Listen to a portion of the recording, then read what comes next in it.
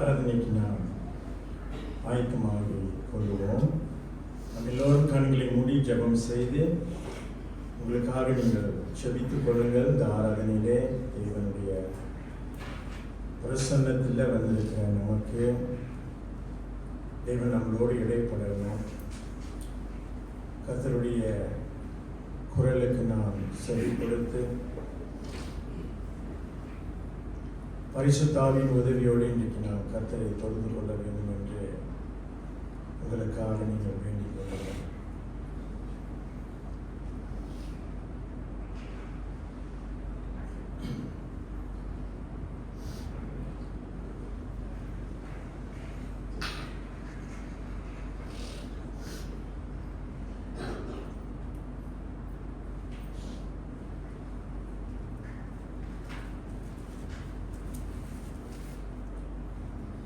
ஆண்டவருடைய வல்லமையான சத்தத்தை இன்றைக்கு நாம் கேட்கும்படி கர்த்தர் நம்முடைய செவிகளை திறந்தருள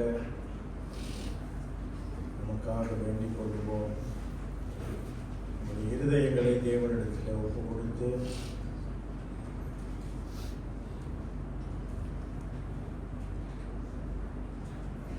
நம்மில் பாவங்கள் இருக்குமானால், தப்பிதங்கள் இருக்குமானால் கர்த்தரிடத்தில் நாம் ஒப்புரவாகி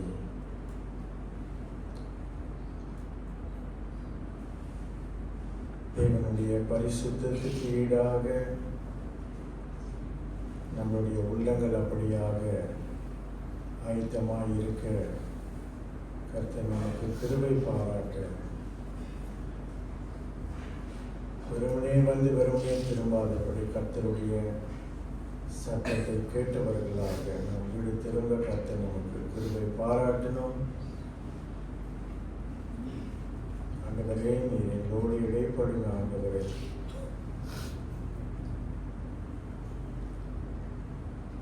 எங்களை நிரப்புங்க, எங்களை நடத்துங்க. எங்களுடைய சுய பலத்தினால் நாங்கள் தேட முடியாது என்ற அந்த நீர்தான் எங்களுக்கு கிருபை பாராட்டணும். உம்மிடத்தில் கட்டி சேர நீர்தான் ஆண்டவரே எங்களை அரவணைக்கணும். பலத்தை தாங்க, கிருபை தாங்க.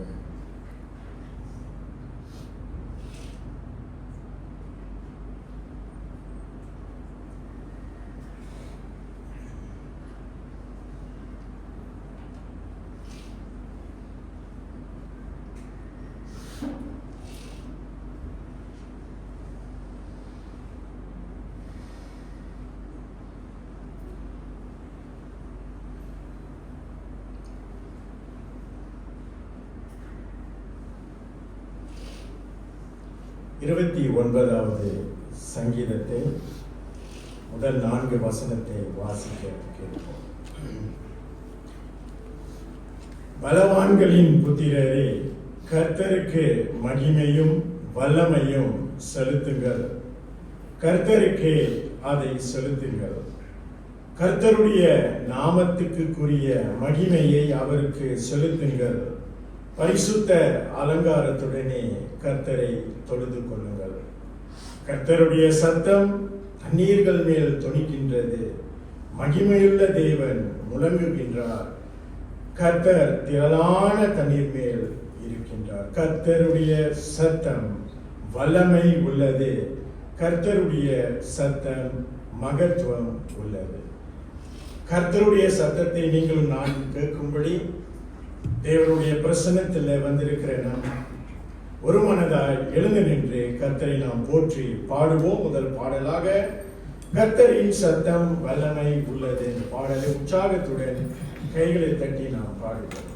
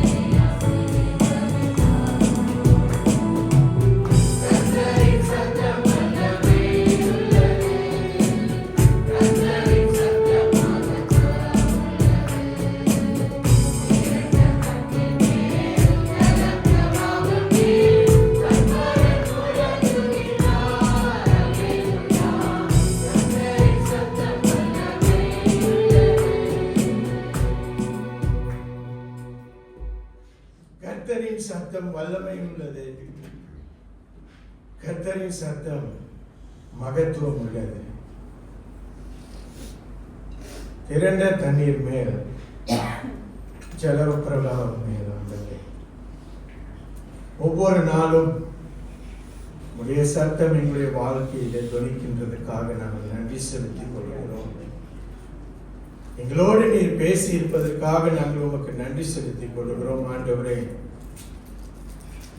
ஒவ்வொரு நாளும் உண்மை அப்பா பிதாவே என்று நாங்கள் அழைக்கும் பொழுது எங்களுடைய குரலுக்கு ஆண்டவரே, எங்களுடைய வேண்டுதலுக்கு நீர் செவி கொடுப்பதற்காக நாங்கள் உமக்கு நன்றி செலுத்திக் கொள்கிறோம்.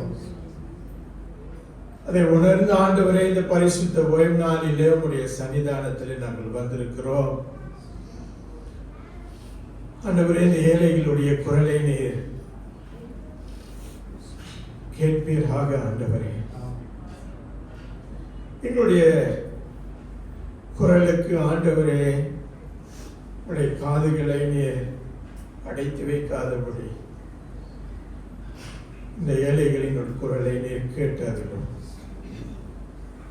இப்படியாக ஆண்டவரே, இந்த பரிசுத்த ஓய்வு நாளிலே உம்மை தொழுது கொள்ளும்படி, உம்மை ஆராதிக்கும்படி, உம்மை கனப்படுத்தும்படி, உம்மை போற்றும்படி எங்களை நீர் அழைத்து வந்திருக்கிறீர். அதற்காக நாங்கள் உமக்கு நன்றி செலுத்திக் கொள்கிறோம். நன்றி செலுத்திக் கொள்கிறோம். ஆண்டவரே, உம்முடைய கிருபை ஒவ்வொரு நாளும் எங்களோடு இருப்பதற்காக நாங்கள் நன்றி செலுத்திக் கொள்கிறோம். உம்முடைய தயவு எங்களுடைய வாழ்க்கையில ஒவ்வொரு நாளும் இருப்பதற்காக நாங்கள் நன்றி செலுத்திக் கொள்கிறோம். உம்முடைய அன்பு ஒவ்வொரு நாளும் எங்களுடைய வாழ்க்கையிலே மாறாது இருப்பதற்காக நாங்கள் நன்றி செலுத்திக் கொள்கிறோம். உம்முடைய மன்னிப்பு நீர் ஒவ்வொரு நாளும் எங்களுக்கு வழங்கி இருப்பதற்காக நாங்கள் உமக்கு நன்றி செலுத்திக் கொள்கிறோம். அன்பு நிறைந்த தேவனே, தயவு நிறைந்த தேவனே, மகிமையும் மாட்சிமையும் உமக்கே சொந்தம். அதை உணர்ந்தவர்களாக இந்த காலை நேரத்தில் உம்முடைய நாமத்தை நாங்கள் உயர்த்தும்படி, நாங்களும் எங்களுடைய பிள்ளைகளும் பேர பிள்ளைகளும் ஆண்டவரே உம்முடைய நாமத்தை உச்சரித்து உமக்கு ஆராதனை செலுத்தும்படி ஆண்டவரே எங்களை நீர் தொடர்ந்து வழிநடத்த நாங்கள் வேண்டுதல் செய்கிறோம். நீர் மகிமைப்பட வேண்டும். நீர் மகத்துவம் உள்ள தேவன். நீர் ராஜரிகம் பண்ணுகின்ற தேவன். ஆண்டவரே, நீர் பெரிய தேவன். நீர் அதிசயங்களை செய்கின்ற தேவன். அப்படியாக ஆண்டவரே, இந்த நாளிலே நீர் எங்களை அழைத்து வந்து ஒரு கருவியாய் பயன்படுத்தி உம்மை நாங்கள் கனப்படுத்தும்படி ஆண்டவரே, தேவன் செய்த எல்லா நன்மைகளை நாங்கள் இந்த ஆராதனையிலே உணர்ந்து கர்த்தருடைய சத்தத்தை நாங்கள் கேட்கின்றவர்களாக நீ தொடர்ந்து எங்களுக்கு கிருபை பாராட்டும், வழிநடத்தும். பலவீனப்பட்ட ஒவ்வொரு உள்ளங்களும் கர்த்தர் தொடர்ந்து மன்னித்து, தடையாயிருக்கின்ற எல்லா விதமான தடைகளும் கர்த்தர் எடுத்து போட்டு ஆண்டவரே, இந்த ஆராதனையிலே உடைய நாமம் மாத்திரம் மகிமைப்பட நாங்கள் ஒப்பு கொடுக்கிறோம். ஊழியம் செய்கின்ற ஒவ்வொரு பிள்ளைகளையும், சபைக்கு வந்த ஒவ்வொரு பிள்ளைகளையும் ஆண்டவரே தொடர்ந்து வழிநடத்த நாங்கள் வேண்டுதல் செய்கிறோம். முற்றிலுமாக இந்த ஆராதனையை திருப்பாதத்தை நாங்கள் ஒப்பு கொடுத்து அருமை இரட்சகரான இயேசு கிறிஸ்துவின் இனிய நாமத்தின் ஜெபத்தை எடுக்கிறோம் நல்ல பிதாவே, ஆமென். சபையை அமருங்கள். தொடர்ந்து இரண்டாவது பாடலை நாம் பார்க்கிறோம்.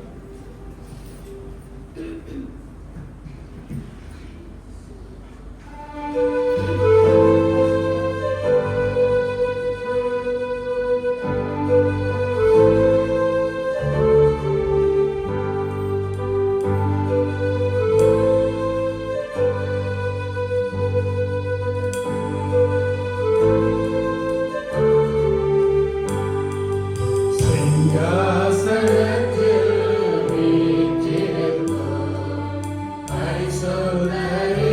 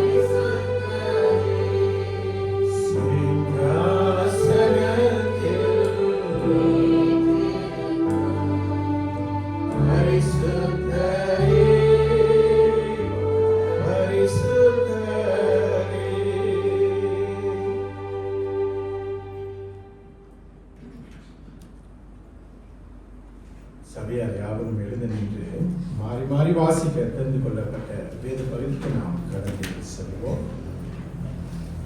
Today's responsive reading taken from Deuteronomy chapter 7 verse 1 to 20.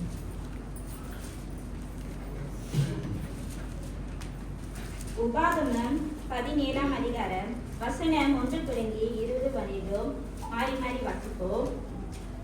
உபாகமம் 17 அதிகாரம் முதல் வசனம். பழுதும் அவலட்சணம் உள்ள யாதொரு மாட்டையாவது ஆட்டையாவது உன் தேவனாகிய கர்த்தருக்கு பலியிட வேண்டாம். அது உன் தேவனாகிய கர்த்தருக்கு அருவருப்பாய் இருக்கும். எந்த புருஷனாவது ஸ்திரீயாவது தேவனாகிய கர்த்தருக்கு கொடுக்கிற வாசல்கள் ஒன்றிலும் அக்கிரமம் செய்து அவருடைய உடன்படிக்கையை மீறி நான் விலக்கி இருக்கிற வேறே தேவர்களையாவது சந்திர சூரியன் முதலான வான சேனைகளையாவது சேவித்து அவைகளை நமஸ்கரிக்கதாக காணப்பட்டால் அது ஒரு ஸ்திரீயுடைய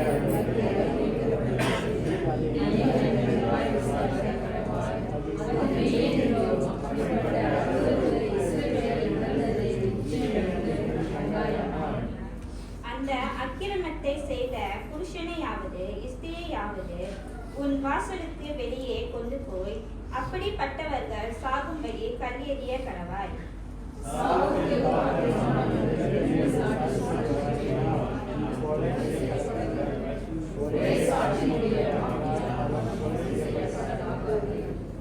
அவனை கொலை செய்கிறதற்கு சாட்சிகளுடைய கைகள் முந்தியும் எல்லா ஜனங்களுடைய கைகள் பிந்தியும் அவன் மேல் இருப்பதாக இப்படியே தீமையை உன் நடுவில் இருந்து விலக்க தருவாய்.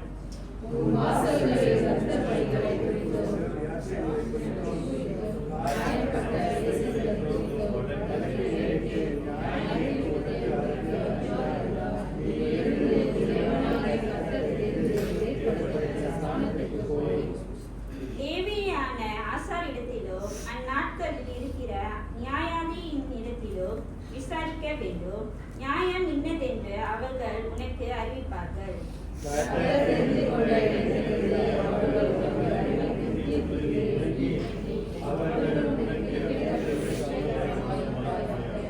அவர்கள் உனக்கு அறிவிக்கும் தீர்ப்பை விட்டு வலதுபுறம் இடதுபுறம் சாயாமல் அவர்கள் உனக்கு உணர்த்தும் பிரமாணத்தின்படியும் உனக்கு சொல்லும் நியாய தீர்ப்பின்படியும் செய்ய கடவாய்.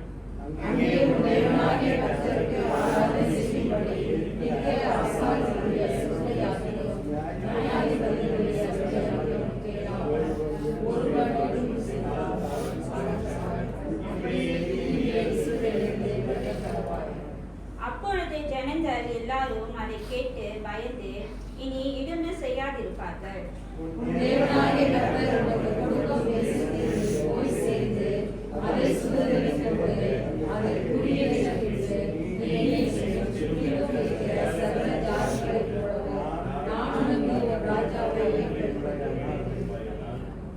உன் தேவனாகிய கர்த்தர் தெரிந்து கொள்பவனையே உனக்கு ராஜாவாக வைக்க கடவாய். உன் சகோதரருக்குள் இருக்கிற ஒருவனையே உன்மேல் ராஜாவாக ஏற்படுத்த கடவாய். உன் சகோதரன் அல்லாத அந்நியனை ராஜாவாக ஏற்படுத்த கூடாது.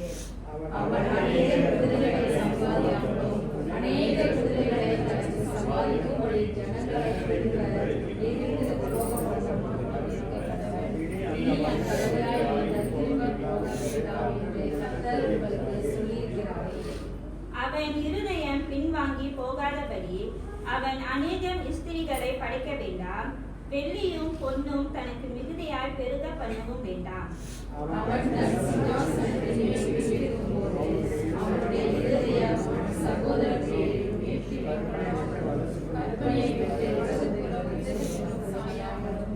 இந்த நியாய பிரமாணத்தின் எல்லா வார்த்தைகளையும் இந்த கட்டளைகளையும் கைக்கொண்டு இவைகளின்படி செய்யத்தக்கதாக தன் தேவனாகிய கர்த்தருக்கு பயந்திருக்கும்படி கற்றுக் கொள்ளும் பொருட்டு 20ஆம் வசனம் சென்று வாசிப்போம்.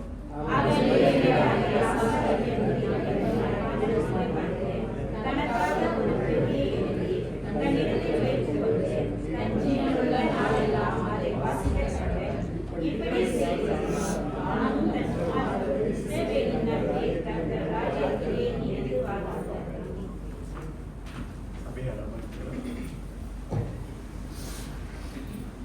17வது அதிகாரத்தில் தேவனுடைய பிரசன்னத்திற்கு முன்பதாக நிற்கக்கூடிய யாவருக்கும் கர்த்தர் கொடுக்கின்ற எச்சரிக்கை. இஸ்ரவேல் ஜனங்களுக்கு இந்த ஆராதனையின் பரிசுத்தத்தையும் முரண்மையையும் கர்த்தர் சொல்லுகிறார். கீழ்ப்படிய வேண்டிய இடத்தில அவர்கள் தங்களுடைய சுய இச்சையின்படி நடக்கும் பொழுது, குறிப்பாக கர்த்தருடைய சன்னிதானத்தில் இந்த ஜனங்களுக்கு கர்த்தர் சொல்லுகிறார் 12வது வசனத்தில், அவன் சாகவே சாகுவான். அப்ப கர்த்தருடைய சன்னிதானத்தில் நீங்களும் இன்னைக்கு நானும் வந்திருக்கிறோம். இன்றைய காலகட்டத்தில் பல நேரத்தில் நம்மளுடைய அந்த கம்ஃபர்டபுள் ஜோன்ல நம்ம உட்கார்ந்துருக்கோம். எனக்கு இப்படிதான், இதுதான் நான் செய்வேன். ஆனா இந்த ஜனங்களுக்கு கர்த்தர் எச்சரிக்கை கொடுக்கிறார். தாங்கள் சிந்திப்பதும் வலது பக்கம் இடது பக்கம், அதாவது ஒரு ரோபோட் எப்படி இருக்குமோ கர்த்தருடைய சன்னிதானத்தில் நீங்களும் நானும் அமர்ந்து அந்த தேவனுடைய கோபாக்கினை, தேவனுடைய பயம், நம்மளுடைய சுய இச்சைக்கு சுய சிந்தனைக்கு நாம் இடம் கொடுத்தோமானால் இந்த இஸ்ரவேல் ஜனங்களுக்கு கர்த்தர் சொல்லுகிற பிரகாரம் தேவனுடைய சத்தத்தை கேட்காமல் நீங்களும் நானும் வீடு திரும்ப முடியும். தேவனுடைய பிரசன்னத்தில் அமர்ந்திருக்கலாம். We can be in the presence of God, but we can shut our eyes and not listen to His voice. ரொம்ப ஜாக்கிரதையா நம்ம கடவுளை ஆராதிக்கணும். இந்த 1.5 மணி நேரம் நம்ம முழு மனதுடன், முழு ஆத்துமா, முழு சரீரம் அங்க அமர்ந்து இருக்கும். ஆனா சிந்தை எங்கேயோ போய்கொண்டு அதெல்லாம் கட்டுப்படுத்தி பரிசுத்த ஆவியின் உதவியோடு இன்றைக்கு நீங்களும் நானும் ஆராதனை செய்வோம். தேவன் தாம் இந்த திருவசனங்கள் உங்களுடைய உள்ளத்தில் பதிய வைப்பாராக. ஆண்டவராகிய இயேசு கிறிஸ்துவின் இனிய நாமத்தில் உங்கள் யாவரையும் உளுத்திராம் பைபிள் ஆராதனைக்கு வரவேற்கிறேன். கர்த்தர் நல்லவரும் அன்பானவருமா இருக்கிறார். ஒரு வார காலமாக நம்ம நடத்தி வந்திருக்கிறார். இன்றைக்கும் நம்மளுடைய மத்தியில பாஸ்டர் ஜார்ஜ் அவருடைய மனைவி கர்த்தருடைய வார்த்தை பகிர்ந்து கொள்ள நம்ம மத்தியில வந்திருக்கிறாங்க. It's an honor and privilege to have Pastor and Mrs. May the good God continue to bless your ministry. நாம் காணிக்கை தசம் பாகம் எடுப்பதற்கு முன்பதாக என் உயிரான இயேசு இந்த பாடலை நாம் பாடுவோம்.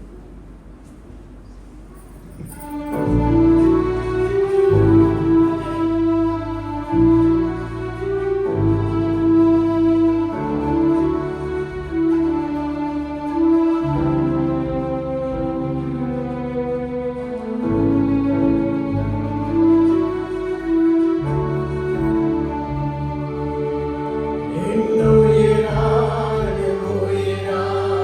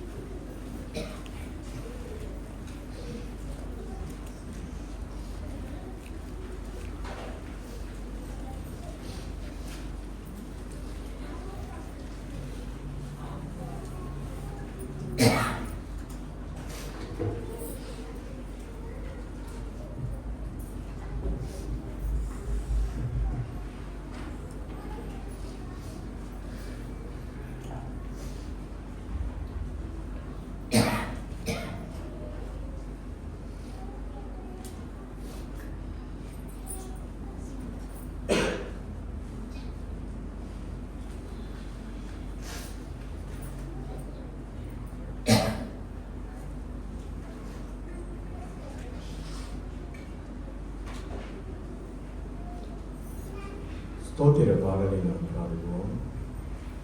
பூலோகத்தாரே யாவரும்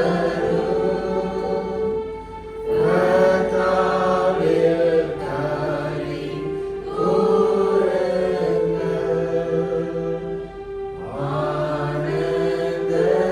ஆனந்தத்தோடே ஸ்தோத்திரம் செலுத்திப்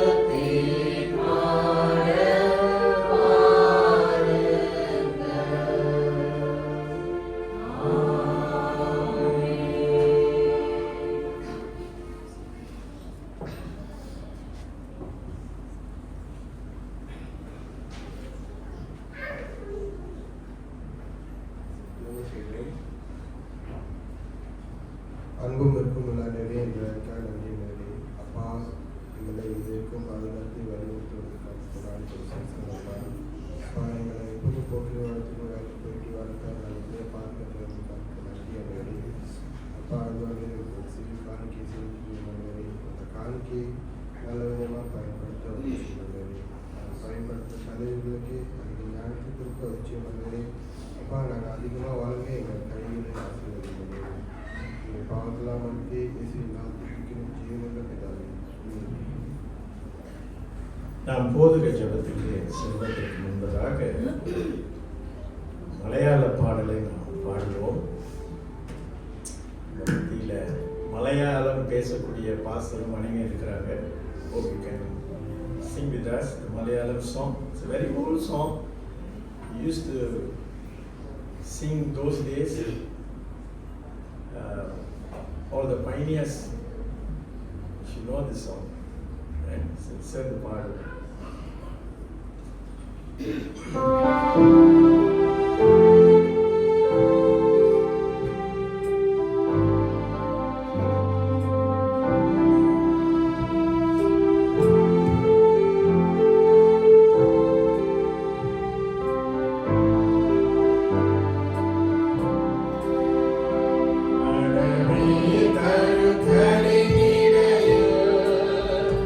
ஒரு நாடகம்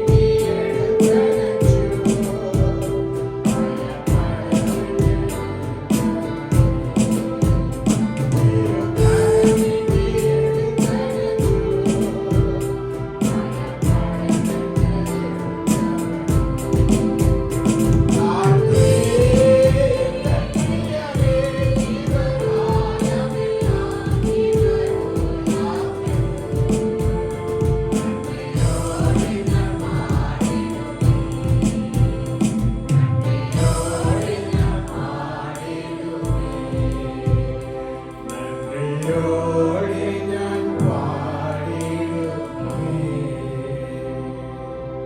நேரத்தில் சபை போதகர் நம்மை அழைத்து போதக ஜெபத்தை கடந்து செல்வோம்.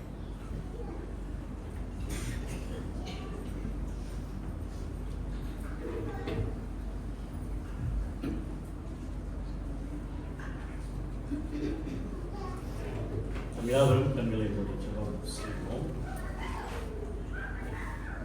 எங்கள் அன்பின் பரலோக பிதாவே, மகா இரக்கமுள்ள தேவனே, உம்முடைய நாமத்தை நாங்கள் உயர்த்துகிறோம், ஸ்தோத்திரிக்கிறோம். கர்த்தர் நல்லவர், கர்த்தர் இரக்கமுள்ளவர், கர்த்தர் அன்புள்ளவர், தயையுள்ள பராபரனே, உம்மை ஸ்தோத்திரிக்கிறோம். ஆண்டவரே, உம்மை ஸ்தோத்திரம் பாராட்டிய சகல கிருபைகளையும் நினைத்த ஆண்டவரே உமக்கு நன்றி செலுத்துகிறோம். ஒருவரே ஆராதனைக்குரிய தேவன். கர்த்தாவே, உம்முடைய வாக்கு சத்தத்திலே ஆண்டவரே நீர் எங்கள் தேவனாகவும் நாங்கள் உம்முடைய ஜனமாயிருக்கிறோம். கர்த்தாவே, எங்களை நடத்த வேண்டிய வழியிலே மட்டும் கர்த்தர் தயவாய் நடத்துவதற்காக ஸ்தோத்திரிக்கிறோம். ஆண்டவரே, மீண்டுமாய் ஆண்டவரே கர்த்தாவே நீ செய்த சகல உபகாரங்களுக்காக ஆண்டவரே உமக்கு நன்றி செலுத்துகிறோம். என்னுடைய ஆத்துமாக்களுக்கு கர்த்தாவே நீர் செய்த எல்லா நன்மைகளையும் நினைத்து உமக்கு நன்றி செலுத்துகிறோம். உம்முடைய குமாரனாகிய இயேசு கிறிஸ்துவின் மூலம் எங்களுக்கு அளித்த இரட்சணியத்திற்காக நாங்கள் நன்றி செலுத்துகிறோம். எங்களுக்கு அளிக்கப்பட்டதான பாவ மன்னிப்புக்காக நன்றி செலுத்துகிறோம். ஆண்டவரே, நாங்கள் நித்திய ஜீவனை சுதந்திரிக்கும்படி எங்களுக்கு உம்முடைய இரட்சணியத்தை நீர் வழங்கியமைக்காக ஆண்டவரே உமக்கு நன்றி செலுத்துகிறோம். இந்த பூலோகத்திலே எங்கள் தேவனை நாங்கள் தொழுது கொள்ளும்படியாக ஆண்டவரே கர்த்தருடைய நாளை எங்களுக்கு ஏற்படுத்தி உம்மை தரிசிக்க செய்கிறேன். அதற்காக நன்றி செலுத்துகிறேன். கர்த்தாவே, இப்பொழுதும் தயவாய் எங்களுடைய பாவங்களை மன்னித்து ஆண்டவரே எங்களுடைய அக்கிரமங்களையும் எங்களுடைய மீறுதல்களையும் கர்த்தர் எங்களுக்கு மன்னித்து எங்களுடைய மன்றாட்டை கர்த்தர் கேட்டருள வேண்டுதல் செய்கிறேன். ஆண்டவரே கர்த்தாவே, இந்த வேலையில் விசேஷமாக சகோதரி வனேசாவுக்காக நாங்கள் ஜெபிக்கிறோம். அவருடைய குடும்பத்தாருக்காக மன்றாடுகிறோம். ஆண்டவரே, தகப்பனை இழந்த இந்த நிலையில் ஆண்டவரே உம்முடைய ஆறுதலும் உம்முடைய சமாதானமும் சகோதரியை சூழ்ந்து கொள்ள நாங்கள் ஜெபிக்கிறோம்.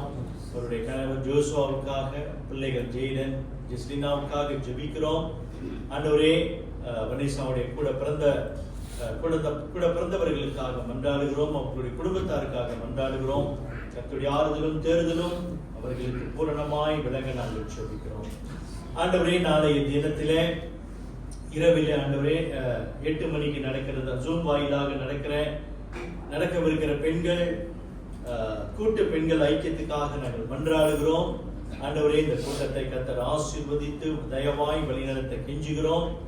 ஆண்டவரே, எல்லா திருச்சபையில் இருக்கிற திருமணமான பெண்கள் யாவரும் இந்த ஜூம்ல கலந்து கொள்ள, மீட்டிங்ல கலந்து கொள்ள கர்த்தர் தாமே உதவி செய்ய நாங்கள் ஜெபிக்கிறோம். ஆண்டவரே, இப்பொழுது விசேஷமாக ஆண்டவரே நாங்கள் பல ஓராண்டுக்கு மேலாக ஜெபித்து வந்த சகோதரி கலாராணிக்காக நாங்கள் ஜெபிக்கிறோம். நுசா இந்த சபையை சேர்ந்த சகோதரி கலாராணிக்காக நன்றி.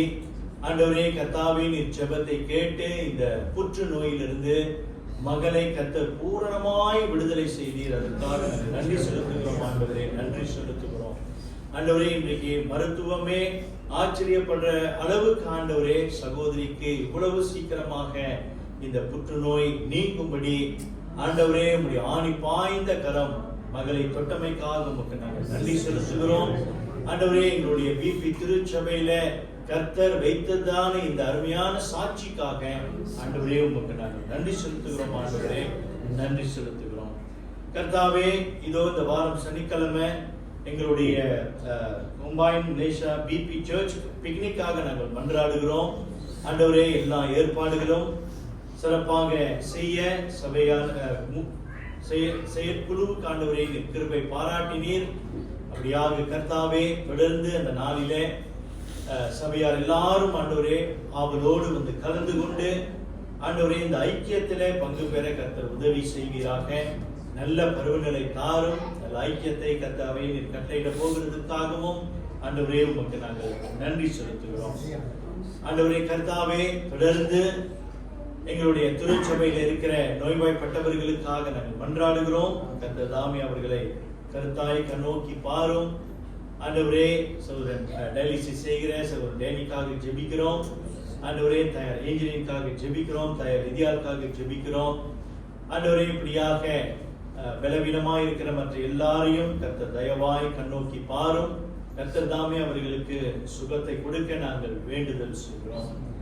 ஆண்டவரே நாளைய தினத்துல சிறிய சிகிச்சைக்கு செல்லுகிற சகோதரன் சுதன்காக மன்றாடுகிறோம். ஆண்டவரே மகனுக்கு கிருபை பாராட்டுங்க. ஆண்டவரே டாக்டர் கண்ணிலிருந்து மகனுக்கு தயவு கிடைக்க ஆண்டவர் தாமே உதவி செய்கிறார்கள்.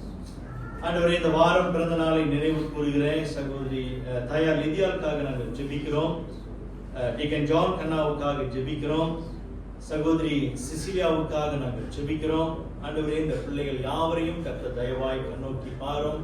கடந்திட்ட ஆண்டுகளிலே கர்த்தருடைய கரம் அவர்களை தாங்கி வந்தது போல வருகின்ற ஆண்டிலும் கர்த்தருடைய கரம் அவர்களை தாங்குவதாக, அவர்களை பலப்படுத்துவதாக, ஸ்திரப்படுத்துவதாக.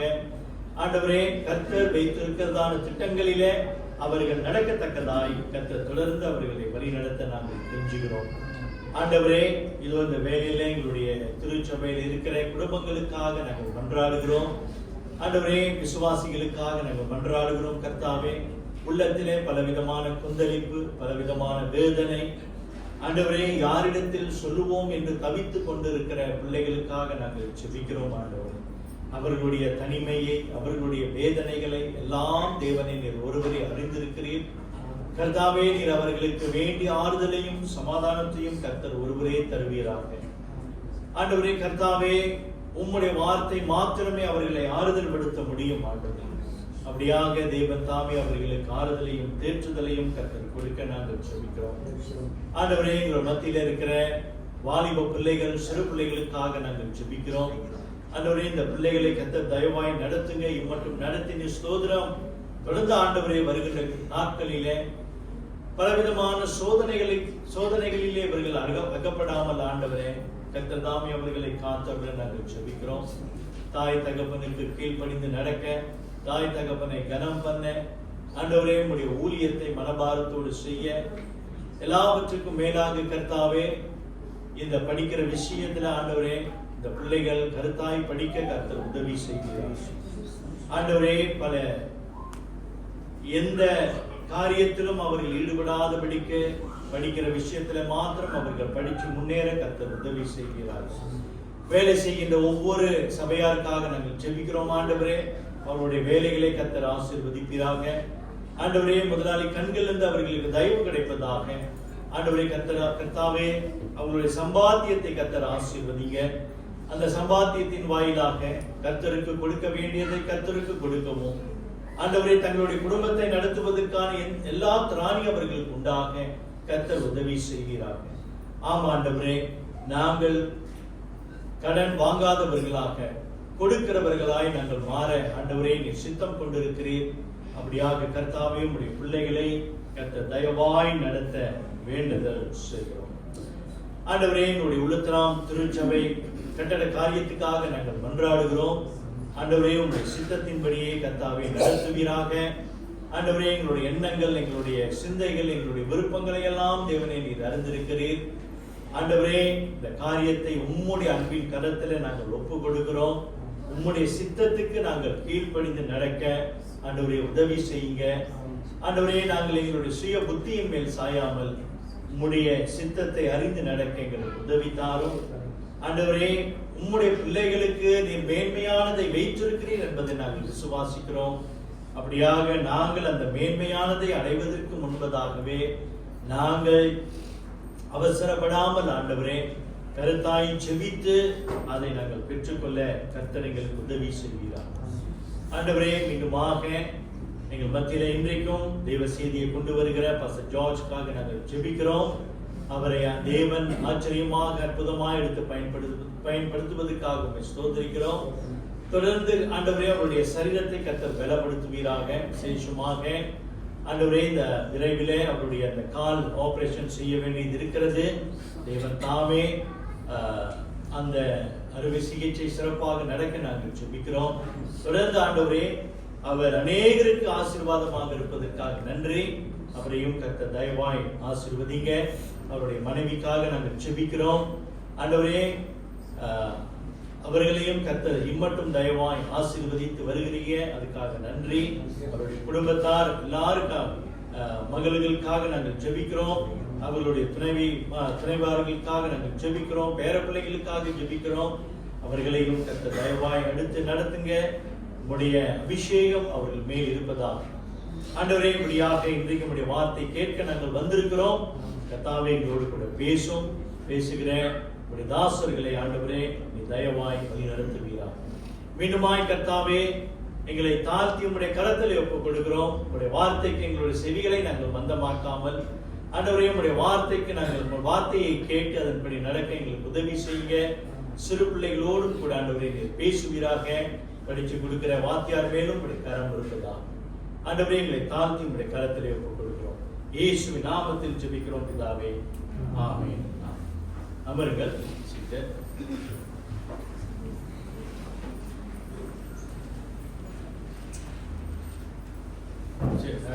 வேத வாசிப்புக்கு கடந்து செல்வோம். அப்போஸ்தலர் 13ஆம் அதிகாரம் 16 to 23.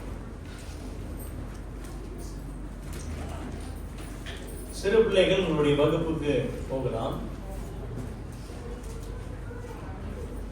அப்போஸ்தலர் 13ஆம் அதிகாரம் வசனம் 16 தொடங்கி 23 வரை.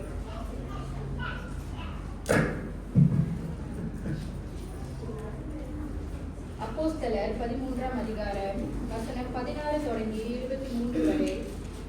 அப்பொழுது பவுல் எழுந்திருந்து கையமர்த்தி, இஸ்ரவேலரே, தேவனுக்கு பயந்து நடக்கிற சகல ஜனங்களே கேளுங்கள். இஸ்ரவேலராகிய இந்த ஜனத்தினுடைய தேவன் நம்முடைய பிதாக்களை தெரிந்து கொண்டு எகிப்து தேசத்தில் அவர்கள் பரதேசிகளாய் சஞ்சரித்த போது ஜனங்களை உயர்த்தி தமது உயர்பலத்தினாலே அதிலிருந்து அவர்களை புறப்பட பண்ணி 40 வருஷ காலமாய் வனாந்தரத்தில் அவர்களை ஆதரித்து கானான் தேசத்தில் 7 ஜாதிகளை அழித்து அவர்களுடைய தேசத்தை இவர்களுக்கு சுதந்திரமாக பங்கிட்டு கொடுத்து பின்பு ஏறக்குறைய 450 வருஷ காலமாய் சாமுவேல் தீர்க்கதரிசி வரைக்கும் அவர்களுக்கு நியாயாதிபதிகளை ஏற்படுத்தி வந்தார். அது முதல் தங்களுக்கு ஒரு ராஜா வேண்டும் என்று கேட்டுக்கொண்டார்கள். அப்படியே தேவன் பென்யமீன் கோத்திரத்தானாகிய கீசுடைய குமாரனை சவுலை 40 வருஷ காலமாய் அவர்களுக்கு கொடுத்தார். பின்பு அவர் அவனை தள்ளி தாவீதை அவர்களுக்கு ராஜாவாக ஏற்படுத்தி, ஈசாயின் குமாரனாகிய தாவீதை என் இருதயத்துக்கு ஏற்றவனாக கண்டேன், எனக்கு சித்தமானவைகளை எல்லாம் அவன் செய்வான் என்று அவனை குறித்து சாட்சியும் கொடுத்தார். அவனுடைய சத்தியத்திலே தேவன் தமது வாக்கு தத்தத்தின்படியே இஸ்ரவேலருக்கு இரட்சகராக இயேசுவை எழும்ப பண்ணினார். மீண்டுமாக நம் ஆண்டவருக்கு நன்றி செலுத்துகிறோம். இன்றைக்கு நம் மத்தியில தேவ செய்தியை வழங்க சென்ட் ஜார்ஜ் இருக்கிறாரே, அவரை அன்போடு கூட அழைக்கிறோம்.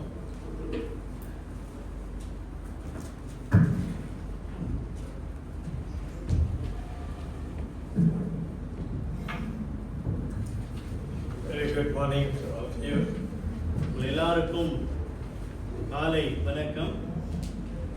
My wife and I are always very blessed coming to worship with you. நானும் என் மனைவியும் உங்கள் மத்தியில வந்து ஆராதனை செய்வது ஆசீர்வதிக்கப்பட்டவர்களாக கருதுகிறோம். I want to start with a testimony. ஒரு சாட்சியோடு கூட நான் ஆரம்பிக்க விரும்புகிறேன். 2 days ago, one of our niece was coming back from KL to Johor Bahru. 2 நாளைக்கு முன்பு அவருடைய சகோதரி மகள் வந்து ஜோபாருக்கு வந்திருந்தாங்க. On the highway, the tire burst. அந்த ஹைவேல வரும் பொழுது டயர் வெடித்தது. And what happened was the car turned the other way and there was a bus coming this way. அப்ப அந்த கார் வந்து காடி வந்து மறுபக்கம் திரும்பி அந்த பக்கம் இன்னொரு பக்கமாக பஸ் வந்தது. But God protected her and she only had a small injury. அவரை தேவன் வந்து பாதுகாத்தார் ஒரு சிறிய காயத்தோடு. So I have an article in my Bible study called "Thus far no further." God will draw a line. நான் ஒரு சில கட்டுரைகள் வந்து எழுதுகிற அந்த புத்தகத்திலே என்ன எழுதியிருக்கிறேன் என்றால், ஆண்டவர் நமக்கு ஒரு எல்லையை வைத்திருக்கிறார். So this morning I want to just meditate with you about David, an example of a true servant. இன்றைக்கு காலையிலே தாவீதை குறித்து நான் உங்களோடு கூட பகிர்ந்து கொள்ள விரும்புகிறேன். I like the verse inside this Bible passage. இந்த வேத பகுதியில காணப்படுகிற இந்த வசனத்தை குறித்து எனக்கு மிக பிடிக்கும். Basically it's about we finishing what God has given us to do. என்னவென்றால் தேவன் நமக்கு கொடுத்ததை அது எவ்வாறு நாம் வந்து செய்து முடிப்பதை குறித்து. And I remember my mom, I put this, because I like this verse so much, I put this Bible verse on my mother's tombstone, Acts 13:36. என்னுடைய தாயாருடைய கல்லறையில இந்த வசனத்தை நான் அங்கே வைத்திருக்கிறேன். ஏனென்றால் இந்த வசனம் எனக்கு வந்து ரொம்ப பிடிக்கும். அப்போஸ்தலர் 13ஆம் அதிகாரம் 36ஆம் வசனம். Why did I do that? ஏன் இதை நான் வந்து செய்தேன்? Because I also believe that my mom finished the task God has given to her. ஏனென்றால் தேவன் அவர்களுக்கு கொடுத்த ஊழியத்தை அவர்கள் செய்து முடித்தார் என்பதை நான் நம்புகிறேன். She stayed with us for many years, and so I've observed her life. எங்களோடு கூட என்னுடைய தாய் வந்து பல வருடங்கள் இருந்தாங்க. அவங்களுடைய வாழ்க்கையை நான் வந்து பார்த்து வந்தேன். So today is about David. David also the same. He served the purpose of God. தாவீதுடைய வாழ்க்கையை நம்ம வந்து பார்க்கும்போது தேவனுடைய நோக்கத்துக்காக அவர் வந்து சேவை செய்தார் என்பதை பார்க்கிறோம்.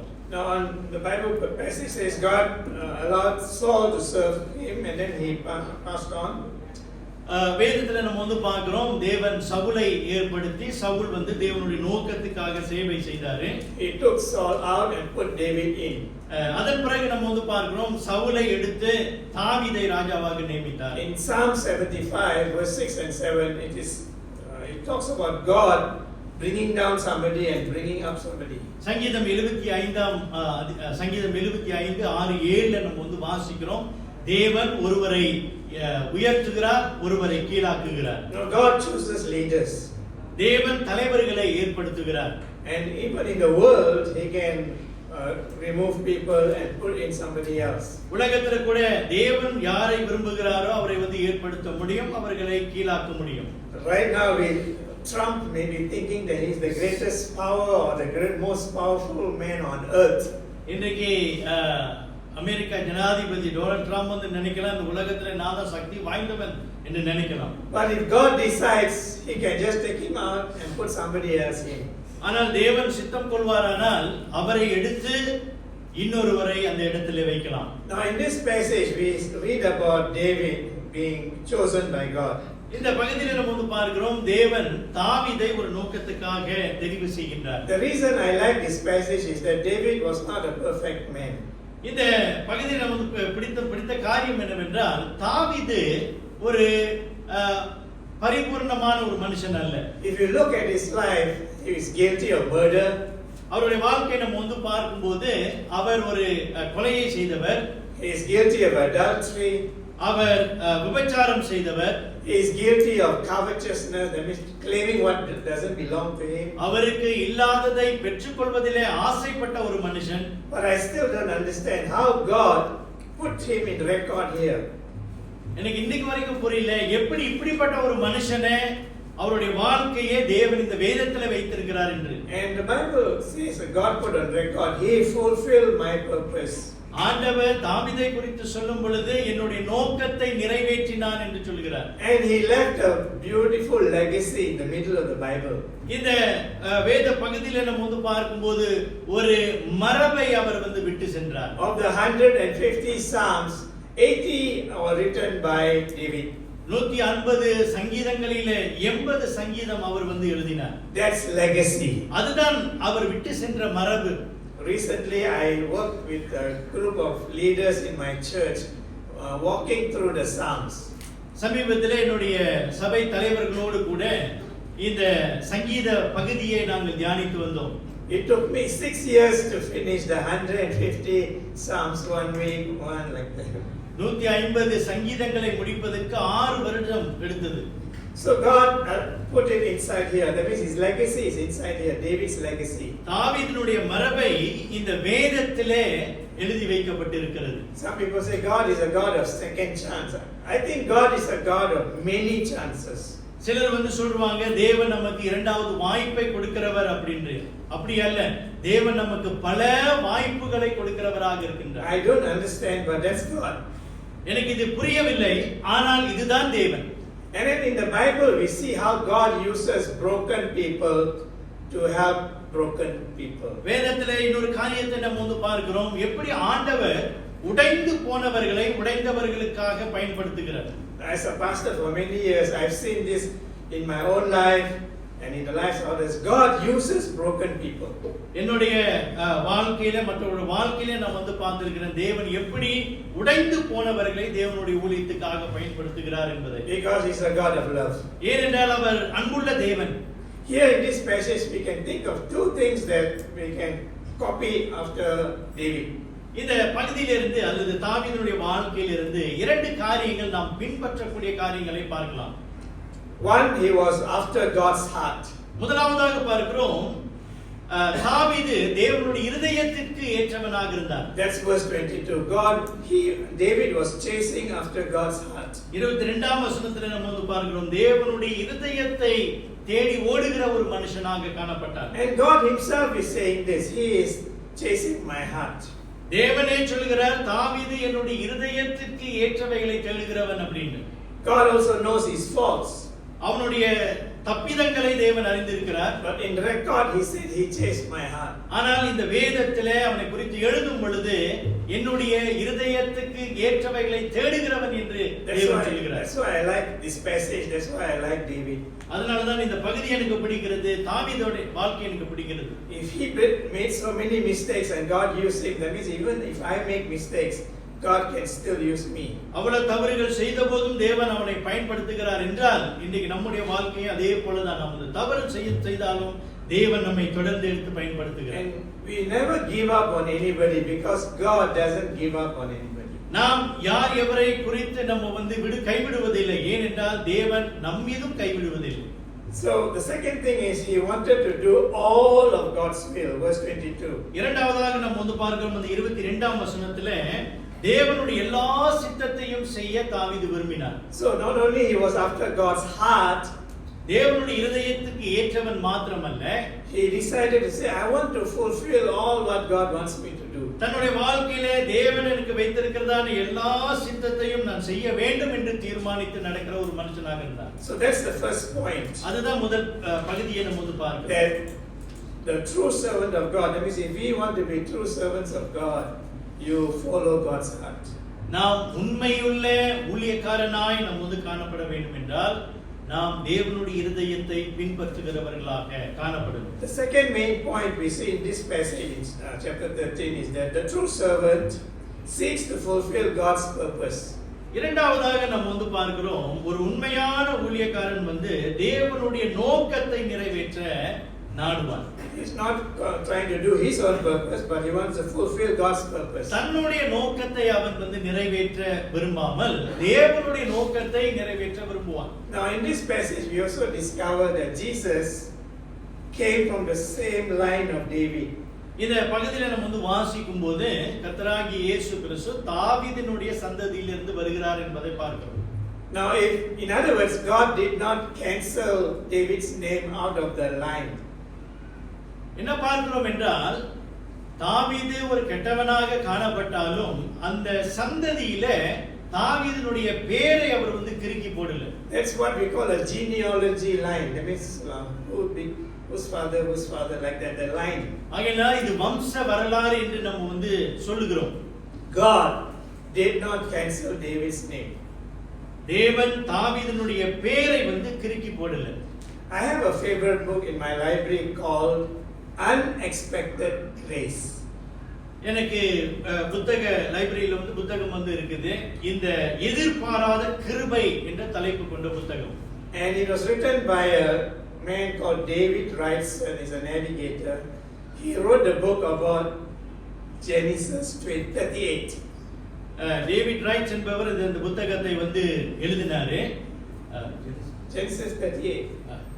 ஆதியாகமம் 38ஆம் அதிகாரத்தை குறித்து அவர் எழுதியிருக்கிறார். Some people call Genesis 38 ugly chapter. ஆதியாகமம் 38ஆம் அதிகாரம் அது அசிங்கமான ஒரு பகுதி என்று சிலர் சொல்லுவாங்க. If you read it, you will be very uncomfortable. அதை நம்ம வாசிக்கும் போது நமக்கு கஷ்டமாக இருக்கும். It is the story of Judah. அங்கே யூதாவை குறித்து நம்ம பார்க்கிறோம். Judah and his family who made many mistakes. யூதாவும் தன்னுடைய குடும்பத்தாரும் अनेक தப்பிதங்களை பண்ணினார்கள். And you will see different names in the chapter, and it is very uncomfortable reading. அந்த அதிகாரத்துல நிறைய பேர்களை நம்ம பார்க்கலாம். அதெல்லாம் நம்ம படிக்கும்போது நமக்கே கொஞ்சம் கஷ்டமா இருக்கும். Now Judah, his descendants will be in the line of David. ஆனால் அதே யூதா இந்த தாவீதினுடைய வம்சத்திலே வருகிறதையும் So நம்ம you have பார்க்கிறோம். Judah, David, and all the way to the Messiah. யூதாவை பார்க்கிறோம், அடுத்தது தாவீதை பார்க்கிறோம், அடுத்ததாக அப்படியாக இயேசு கிறிஸ்து வருகிறதை நம்ம பார்க்கிறோம். And through David will come the Messiah. தாவீதின் வாயிலாக தான் இந்த மேசியா வருகிறார். Now if it is us, we will write the story differently. இதுவே நாமாக இருப்போமானால் இந்த கதையை வித்தியாசமாக எழுதியிருப்போம். Now in that genealogy list in Genesis 38, when you look at it, you see some difficult names.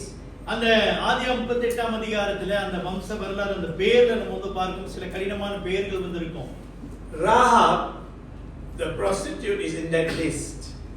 Rahab ஒரு வேசி, அவளும் அந்த சந்ததியில இருக்கிறத பார்க்கணும். And you will see another name, Ruth. இன்னொரு பேரை நம்ம பார்க்கிறோம், Ruth. Not even a Jew, she's a Moabite. அவள் ஒரு மோவாபாய், அந்நிய தேசத்தை சேர்ந்தவர். So in the list, in the genealogy, usually if you are writing it, you take out the impure ones and put in the pure ones. அந்த சந்ததியின் வரலாறுல நம்ம பார்க்கிறோம். நாமாக இருப்போமானா நம்ம என்ன செய்வோம், அந்த கெட்ட பெயரெல்லாம் எடுத்துட்டு நல்ல பெயரை மாத்திரம் தான் நம்ம எழுதுவோம். Sometimes we behave as though we are more righteous than God himself.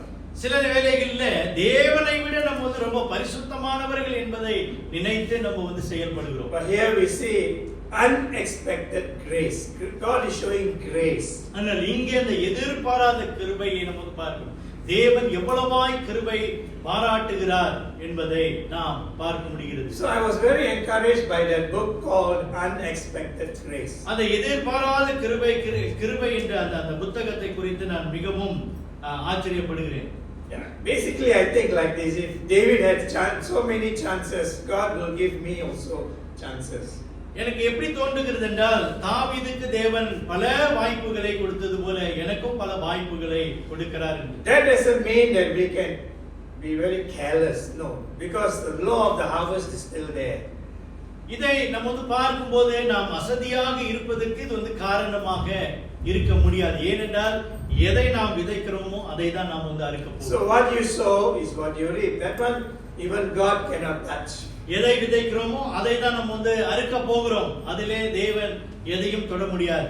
And so this passage also says in Acts 13, David served the purpose of God and then he fell asleep. இங்கே நம்ம பார்க்கிறோம், தேவனுடைய நோக்கத்தை தாவீது நிறைவேற்றி பிறகு மடிந்து போனான். So it is, God's record here. இது தேவனுடைய பதிவை நம்ம பார்க்கிறோம். He served my purpose. என்னுடைய நோக்கத்தை நிறைவேற்றினான் என்று தேவன் சொல்கிறார். And then fell asleep. Of course, what it means is he died. அவன் பிறகு மரித்து போனான். Now, this is the lesson for us. பிரியமானவர்களே, இதுதான் நமக்குள்ள பாடம். It is the same for us. இன்றைக்கு நமக்கு அதே போலதான். We too can serve the purpose of God. இன்றைக்கு நாமும் தேவனுடைய நோக்கத்துக்கு சேவை செய்ய முடியும். In our own generation. இன்னைக்கு நம்முடைய சந்ததியில தேவனுடைய நோக்கத்துக்கு சேவை செய்ய முடியும். Now we are both around 70 and this is our generation. இன்றைக்கு பாஸ்டர் மணிக்கு 70 வயசாகி விட்டது. இது இன்றைக்கு அவர்களுடைய சந்ததி. My children are next generation. அவருடைய பிள்ளைகள் அடுத்த சந்ததி. I serve God in my generation. என்னுடைய சந்ததியில நான் ஆண்டவருக்கு ஊழியம் And செய்கிறேன். we have to train our children to serve God in their generation.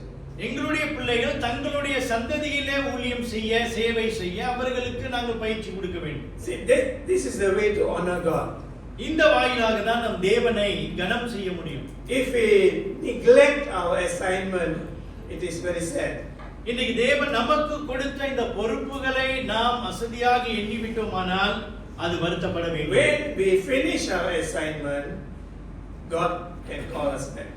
நம்முடைய சேவையை நாம் எப்போ செய்து முடிக்கிறோமோ அன்று தேவன் நம்மை தம்முடைய இல்லத்துக்கு Now, அழைப்பார். if I ask the question, what is the assignment? இன்னைக்கு உங்களை பார்த்து கேட்கிறேன், அந்த பொறுப்பு என்ன? I believe it is the Great Commission. அது அந்த பிரதான கட்டளை தான்.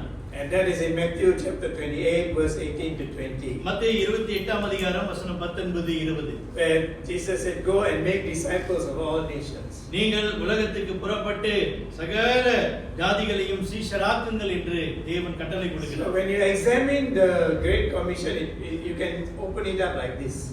அந்த பிரதான கட்டளையை நீங்கள் கூர்ந்து கவனிக்கும் போது இப்படியாக நீங்க விரிவுபடுத்தலாம். It is winning people to Jesus Christ. இயேசு கிறிஸ்துவுக்கு மக்களை ஆதாயப்படுத்துவது. And then you build them for Jesus Christ. இயேசுவுக்காக அவர்களை கட்டி எழுப்புவது. So if you ask me, what do I do with my life? இன்றைக்கு என்னுடைய வாழ்க்கை கொண்டு நான் என்ன செய்து கொண்டிருக்கிறேன்? I like to win people to Jesus Christ. தேவனிடத்திலே ஜனங்களை ஆதாயப்படுத்த வேண்டும். And to build people for Jesus Christ. இயேசுவுக்காக அவர்களை நான் கட்டி எழுப்ப வேண்டும். Now recently, in September, my elder brother suddenly passed away. September மாதத்துல அவருடைய சகோதரர் ஒருவர் இறந்து போயிட்டாரு. And so when we were burying the ashes, some relatives were there. அந்த சாம்பலை அவங்க எரிக்கும்போது அவங்களுடைய உறவினர்கள் இருந்தாங்க. And that means my brother's in-laws were there. So I was just talking to them. அவருடைய சகோதரனுடைய இன்லாஸ் ஆமாவோ மச்சானா இருந்தாங்க. Yeah, something like that. Yeah. I was encouraging them. I said, "Do you love my brother?" நான் அவங்கள பார்த்து கேட்டேன், என்னோட சகோதரரை நீங்க நேசிக்கிறீங்களா? And because these in-laws are Hindu background. So I said, "Do you want to see him again?" அவர்கள் எல்லாரும் இந்து. அப்ப நான் கூட கேட்டேன், அவர் மறுபடியும் நீங்க சந்திக்க விரும்புறீங்களா அப்படின்னு கேட்டேன். And so I said, you know what happened is my brother just had a change of address from this earth to heaven. அவருடைய சகோதரர் இப்பதான் அந்த முகவரி மாற்றப்பட்டது இந்த பூலோகத்திலிருந்து பரலோகத்துக்கு. So that is based on John chapter 14 verse 1 to 6. யோவான் 14ஆம் அதிகாரம் வசனம் 1 லிருந்து 6 அடிப்படையில. Because Jesus said, when I go, I'm going to prepare a place for you. That means I'm going to have a nice house there for you. இயேசு சொல்கிறார், நான் போய் உங்களுக்காக இடத்தை நான் ஆயத்தம் பண்ண போகிறேன் என்று சொல்லியிருக்கிறார். So I just encouraged them through their children. I told the children, you tell your parents that my brother is now in the new address. அப்போ சகோதரருடைய பிள்ளைகளை பார்த்து நான் சொன்னேன், உங்களுடைய பெற்றோர்களை நீங்க உற்சாகப்படுத்துங்க. கூட பிறந்தவர் இப்போ பரலோகத்தில் இருக்கிறாரு, முகவரி மாற்றப்பட்டு இருக்கிறது, அவங்களும் அங்க போகணும். And if you want to be with my brother forever and ever and ever with God, then you have to accept Jesus as your Lord and Savior. அவர்களும் சகோதரனோடு கூட இருக்க விரும்பினால் அவர்களும் முகவரி மாற்றப்பட வேண்டும். So that is what we do. We win people for Jesus Christ. அதை தான் நாம் செய்ய வேண்டும். இயேசுவுக்காக ஜனங்களை ஆதாயப்படுத்த வேண்டும். I am now communicating with a classmate in Australia. He was from Sagama. He became an atheist because he lost his son. He said, I don't want to believe in God. அவருடைய நண்பரோடு கூட இப்ப தொடர்புல இருக்கிறாரு. அவர் இப்போ கடவுளே இல்லை என்று சொல்லக்கூடிய ஒரு மனுஷனாக மாறிட்டார். So I put him on my prayer list. I'm going to pray until I got a chance to tell him that Jesus is the only way. நான் தொடர்ந்து அவருக்காக ப்ரே பண்ண போறேன். இயேசுதான் வழி என்று சொல்வதற்கான வாய்ப்பு கிடைக்கிற வரைக்கும். I want to tell him, don't worry about your son. He's already with Jesus. உன்னுடைய மகனை குறித்து நீ கவலைப்பட வேண்டாம், அவன் இயேசுவோடு கூட இருக்கிறான். Because he was only 5 years old and he died of an illness. சீக்கிரனால 5 வயசுல அவர் இறந்து போயிட்டார். And this man is a doctor himself. He told me, I am a doctor. I cannot save my own son. அந்த தகப்பன் வந்து சொல்ற, நான் வந்து ஒரு மருத்துவர், ஒரு டாக்டர், ஆனா என்னுடைய மகனையே நான் வந்து காப்பாற்ற முடியல அப்படின்னு. But I'm waiting for the chance for me to share with him about Jesus. அந்த வாய்ப்புக்காக நான் வந்து காத்திருக்கிறேன், அந்த மனுஷனுக்கு, அந்த சகோதரனுக்கு இயேசுவை குறித்து சொல்வது. Why? Because this is the assignment from God to me. Win people to Jesus Christ and build people for Jesus Christ. ஏனென்றால் தேவன் எனக்கு இந்த ஊழியத்தை கொடுத்திருக்கிறாரே, இயேசுக்காக அவரை ஆதாயப்படுத்தணும், இயேசுவுக்குள்ளாக அவரை கட்டி எழுப்பணும். Now I like quotations. எனக்கு இந்த கூற்றுகள் ரொம்ப பிடிக்கும். There is a famous Bible teacher called George Whitfield. George Whitefield என்ற ஒரு வேத ஆசிரியர் இருக்கிறாரு. These are his famous words. இதுதான் அவர் சொல்கின்ற வார்த்தை. We are immortal until our work is done. நமது ஊழியம் முடியும் வரை நாம் அழிவில்லாதவர்களாய் இருக்கிறோம். In other words, nothing can happen to you until you finish what God has given to you to do. தேவன் உங்களுக்கு கொடுத்ததை நீங்கள் செய்து முடிக்கும் வரை உங்களுக்கு ஒன்றும் நடக்காது. Which means that when we travel and all that, we don't waste our time worrying, this will happen to me, maybe this will happen to me. Nothing is going to happen to you until God calls you. அதனால நமக்கு தேவன் கொடுத்த காரியங்களை நம்ம வந்து செய்து முடிக்கிற வரைக்கும் நம்ம வந்து கவலைப்பட வேண்டாம். எனக்கு இது ஆயிருமா, அது ஆயிருமா அப்படின்னு நம்ம வந்து நினைச்சு பார்க்கவே வேண்டாம். So that is George Whitfield's quotation. அதே ஜார்ஜ் விட்ஃபீல்டோடைய கூற்று. Now I have a friend in the US, something like my Bible teacher. எனக்கு இன்னொரு நண்பர் வந்து இருக்கிறாரு, இந்த வேதத்தை படித்து கொடுக்கிறாரு. He is actually from Iran. அவர் வந்து ஈரான் சேர்ந்தவர். But he became a believer. அவர் ஒரு விசுவாசியானாரு. And many years ago he used to visit us once a year just to check on me and encourage us. பல வருடங்கள்ல அவர் வருஷத்துக்கு ஒரு முறை எங்களை வந்து சந்திப்பாரு, எங்களை உற்சாகப்படுத்த. Now I know somewhere along the way I may have shared this story with you, but let me share the story again. ஒருவேளை நான் இந்த கதையை நான் உங்களோடு கூட பகிர்ந்து கொண்டிருக்கலாம். மறுபடியும் உங்களோடு கூட பகிர்ந்து கொள்றேன். He was on his way to Indonesia after visiting me. He was getting ready to go to Jakarta. போதகரை சந்தித்த பிறகு அவர் வந்து இந்தோனேஷியாவுக்கு போக ஆரம்பித்தார். And I told him, his name is Nate. Nate, please don't go at this time. அப்ப நான் வந்து சொன்ன அவர்கிட்ட, நேட், இந்த நேரத்துல நீ வந்து போக வேண்டாம். Because there's a lot of riots in Indonesia at that time, a particular year. ஏனென்றால் அந்த குறிப்பிட்ட வருஷத்துல அநேக கலவரங்கள் அங்க நடந்து கொண்டிருந்தது. So if you go, it's dangerous. Something may happen to you. அங்கெல்ல நான் வந்து சொன்னேன், நீ அப்படி போனியானா உனக்கு உயிருக்கு வந்து ஆபத்து, உனக்கு ஏதாவது ஆயிடும் அப்படின்னு. And he gave me this quotation, his own quotation. அப்ப அவருடைய சொந்த கூற்று அவர் வந்து கொடுத்தார், சொன்னார். He said, "Don't you know that I am bulletproof until God calls me home?" இந்த புல்லட் ப்ரூஃப் என்ற வார்த்தை வந்து சுத்த தமிழ்ல தான் நான் வந்து சொல்லணும், உங்களுக்கு சொல்றேன். தேவன் என்னை தன் வீட்டிற்கு அழைக்கும் வரை நான் குண்டு துளைக்காதவனாய் இருக்கிறேன். So he didn't listen to me. அவரு நான் சொன்னது கேட்கல. He went. அவர் போனாரு. And God protected him. ஆனா தேவன் அவரை வந்து பாதுகாத்தாரு. He came back, he's safe. பத்திரமா திரும்பி வந்தாரு. Last year I think he still visited us. போன வருஷமும் அவர் போதகரை வந்து சந்தித்தாரு. And he's already about 87 now. இப்போ அவருக்கு 87 வயசு. And still traveling to disciple people, to build people for Jesus Christ. இன்னும் அநேகரை இயேசுவுக்காக சீடர்களை உருவாக்குவதற்காக அவர் இன்னும் பயணம் செய்து கொண்டிருக்கிறார். He doesn't give up. அவர் பிரயாசங்களை கைவிடல. Because he also believed what George Whitfield said, we are immortal until God calls us. George Whitefield சொன்னது போல நம்ம ஊழியம் முடியும் வரை நம்ம வந்து அழிவில்லாதவர்களாய் நிற்கிறோம் என்று. So what is the application from this passage, Acts chapter 13? இந்த பகுதியிலிருந்து நாம் வந்து என்ன கற்றுக்கொள்ள முடியும்? We are encouraged by David's life. தாவீதுடைய வாழ்க்கையிலிருந்து உற்சாகத்தை நான் உங்களோடு கூட பகிர்ந்து கொள்கிறேன். This doesn't mean that we must be careless about living for Jesus. Like, oh, anyway, God loves me, I can do what I like. No, that's not what I'm saying. தேவன் என்னை நேசிக்கிறார் என்ற அடிப்படையில நான் எப்படி வேணாலும் வாழலாம் அப்படின்னு நம்ம வந்து வாழ முடியாது.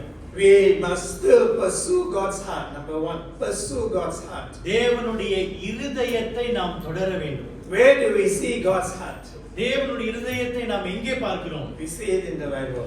இந்த வேதத்துல பார்க்கிறோம். Stay close to God through reading the Bible. இந்த வேதத்தை வாசிப்பதில நாம் வந்து கிட்டி சேரணும். தேவனுடைய இருதயத்துக்கு நாம் வந்து கிட்டி And சேரணும். God will keep speaking to you.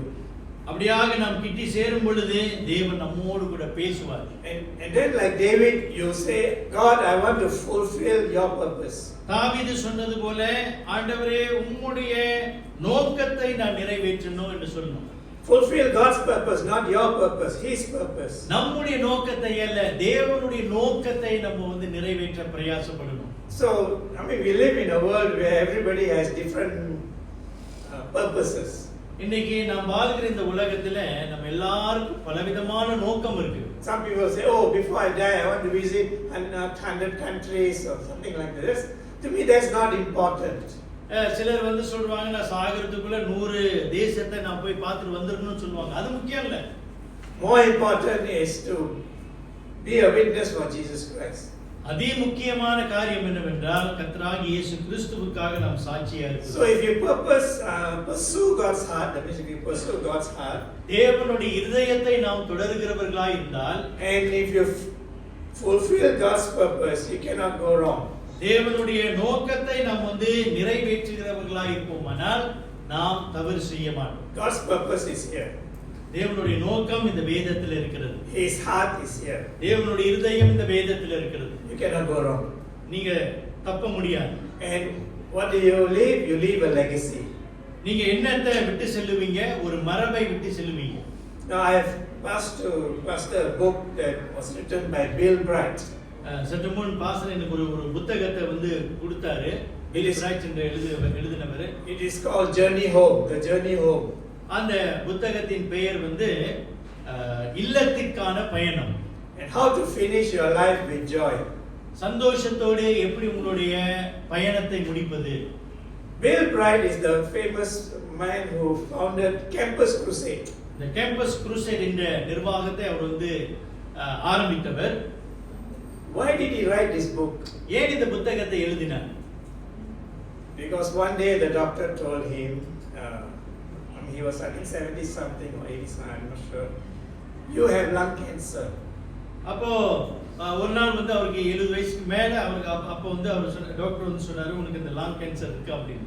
And being a typical Christian, he said, oh, praise the Lord, you know, he told the doctor like that. அப்ப டாக்டர் பார்த்து சொன்னாரு, கர்த்தருக்கு ஸ்தோத்திரம் அப்படின்னு சொன்னாரு. And the doctor said, you cannot say that because of all the other types of cancer, this is one of the most painful. அப்ப doctor சொன்னாரு, நீ அப்படிலாம் சொல்லவே கூடாது, ஏனென்றால் இந்த இருக்கிற கேன்சர் இது ரொம்ப அதிக மோசமானது. But he said, God will give me the grace. ஆனா அவர் சொன்னாரு, ஆண்டவர் எனக்கு போதுமான கிருபை கொடுப்பார். And so chapter after chapter after chapter he wrote about his journey home. அப்ப ஒவ்வொரு பகுதியாக அந்த இல்லத்தை நோக்கி அவருடைய அந்த பயணத்தை குறித்தான கதைகளை அவர் வந்து எழுதினார். And he passed away with joy. அவர் சந்தோஷத்தோடு மரித்தார். And then the last chapter is written by his wife on how she observed him. அந்த கடைசி பக்கத்தை அவருடைய மனைவி வந்து எழுதினாங்க அவருடைய வாழ்க்கையை பார்த்து. That he finished with joy. சந்தோஷத்தோடு அவங்களுடைய பயணத்தை முடித்தார் என்று எழுதினார். Now the whole world knows about Bill Bright because of the 4 spiritual laws. இந்த பில் பிராட்டை குறித்து உலகமே தெரியும், ஏனென்றால் இந்த ஆவிக்குரிய 4 காரியங்களை குறித்து அவர் திட்டவட்டமாக எழுதினார். It's legacy. அதுதான் மரபு. That's what he left behind. அந்த மரபை தான் அவர் வந்து விட்டு And சென்றார். the other booklet he wrote was how to be filled with the Holy Spirit. பரிசுத்த ஆவியினால் எப்படி நிரப்பப்படுவது என்ற இன்னொரு புத்தகத்தையும் எழுதினார். So see how they copied on the life of David. You know, that means David lived like this, I also can live like that. இவர்கள் எல்லாரும் தாவீது இப்படி வாழ்ந்தார் அப்படின்னு சொல்லி அந்த வாழ்க்கையை அவங்க பின்பற்றி அவர்கள் வாழ்ந்தார். I want to conclude with a verse for each one of you. உங்கள் எல்லாருக்கும் இந்த ஒரு வசனத்தோடு நான் வந்து முடிக்க விரும்புகிறேன். Live in such a way that you can tell your children and your disciples this verse, follow me as I follow Christ. உங்களுடைய பிள்ளைகளோ அல்லது உங்களுடைய சீடர்களையோ பார்த்து நான் கிறிஸ்துவை பின்பற்றுவது போல நீங்களும் பின்பற்றுங்கள் என்று சொல்லத்தக்க கூடியதான வாழ்க்கையை நீங்க வாழுங்க. That is my desire to my children. Follow me because I follow Christ. நான் எப்படி கிறிஸ்துவை பின்பற்றுகிறேனோ அதே போல என்னை பின்பற்றுங்கள் என்ற இதே உதாரணத்தை தான் என் பிள்ளைகளுக்கும் நான் வந்து சொல்லுவேன். You cannot go wrong இதை நம்ம வந்து செய்யும் போது நாம் தப்ப முடியாது, தவறு செய்ய முடியாது. because you are following Christ. ஏனென்றால் நாம் கிறிஸ்துவை பின்பற்றி And கொண்டிருக்கிறோம். don't have to always look behind. You just follow Christ, they will follow you. நம்ம வந்து அடிக்கடி பின்னால பார்க்க வேண்டிய அவசியமே, பிள்ளைகளை பார்க்க வேண்டும். நம்ம கிறிஸ்துவை முன்னின்று நம்ம வந்து பார்ப்போமானால் அவர்கள் நம்மை பின்பற்றுவார்கள். And God will definitely bless your life. தேவன் உங்களுடைய வாழ்க்கையும் ஆசீர்வதிப்பார். Let me pray. ஜெபம் செய்வோம். Our Father and our God, we want to thank you for David's life. ஆண்டவரே, தாவீதுடைய வாழ்க்கைக்காக நாங்கள் நன்றி செலுத்துகிறோம். We know from the Bible that he is not perfect. ஆண்டவரே, வேதத்திலே நாம் வந்து பார்க்கிறோம் தாவீதுடைய வாழ்க்கை பரிபூரணம் இல்லாத வாழ்க்கை.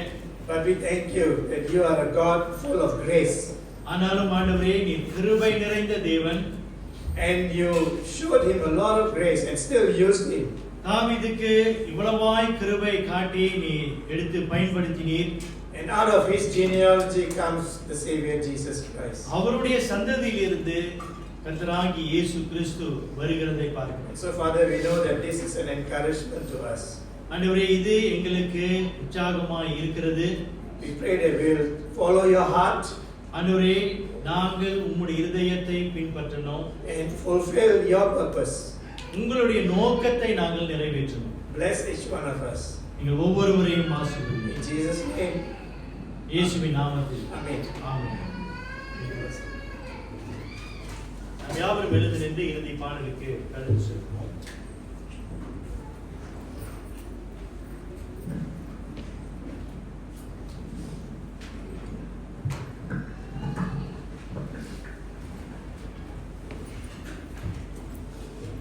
இறுதி பாடலுக்கு நாம் கடந்து செல்வோம்.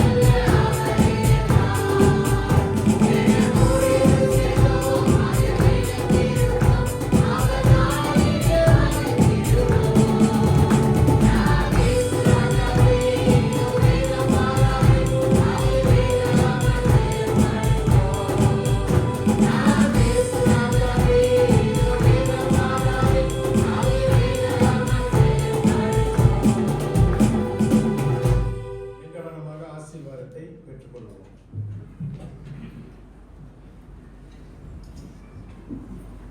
நம் யாவரும் எழுந்து நின்று ஆசீர்வாதத்தை பெற்றுக்கொள்வோம்.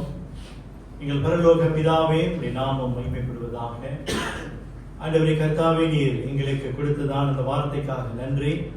ஆண்டவரே, நாங்கள் எங்களுடைய வாழ்நாளிலே உம்முடைய இருதயத்தை தொடர்கிறவர்களாகவும், ஆண்டவரே உம்முடைய நோக்கத்தை நாங்கள் செய்து முடிக்கிறவர்களாய் காணப்பட எங்களுக்கு உதவி செய்ய.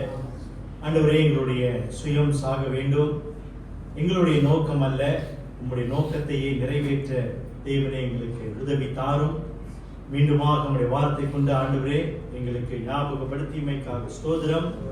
ஆண்டவரே, நாங்கள் இந்த உலகத்திலே ஒரு நோக்கத்தோடு வாழ எங்களுக்கு உதவி தாரும். சபையாருக்கு கிருபை பாராட்டுங்க.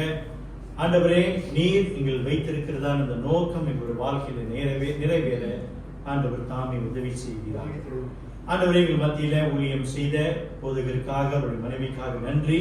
அவர்களையும் தொடர்ந்து கர்த்தர் ஆசீர்வதித்து உங்களுடைய ஊழியத்திலே எடுத்து பயன்படுத்துகிறார். எங்களை தாழ்த்தி உங்களுடைய கரத்திலே ஒப்புக் கொடுக்கிறோம். இயேசுவின் நாமத்தில் ஜெபிக்கிறோம் பிதாவே, ஆமென். ஆசீர்வாதத்தை பெற்றுக்கொள்வோம். நம்முடைய கர்த்தராகிய இயேசு கிறிஸ்துவின் கிருபையும் தேவனுடைய அன்பும் பரிசுத்த ஆவியானவருடைய அன்பும் ஐக்கியமும் உங்கள் அனைவரோடும் கூட இன்றும் இனி என்றும் இருப்பதாக. ஆமென். அமருங்கள்.